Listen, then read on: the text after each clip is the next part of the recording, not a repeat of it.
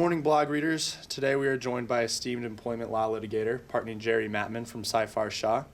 As we move into the latter portion of the EEOC fiscal year, coming off a freshly new appointed EEOC chair in Janet Dillon, we wanted to give you an update on the recent spike in EEOC filings, as well as what employers can expect from the agency going forward through the end of the fiscal year.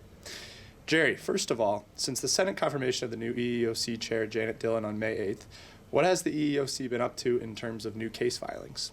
It's very interesting because the new commissioner indicated that litigation should be a matter of last resort.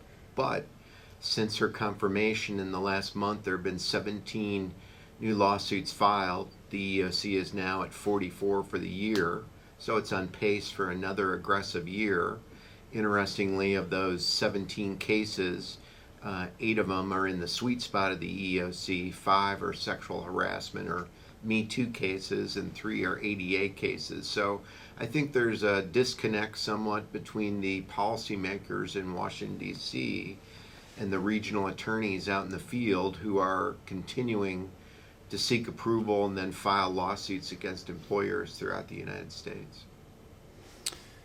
So based on the figures you just mentioned, how are these trends related to the new enforcement preferences of the new commissioner, if at all?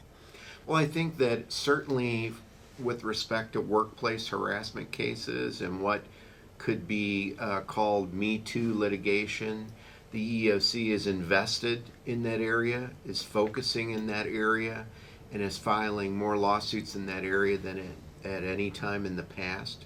So I would imagine when the statistics are in through the end of the year, we're going to see another increase this year in workplace harassment litigation brought against employers.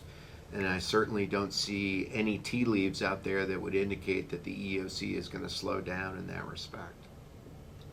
Thanks for the nice overview, Jerry, and thanks to our readers for tuning in. As you know, we will continue to monitor the latest class action and employment law trends, and remember to stay tuned to the blog and follow us on Twitter.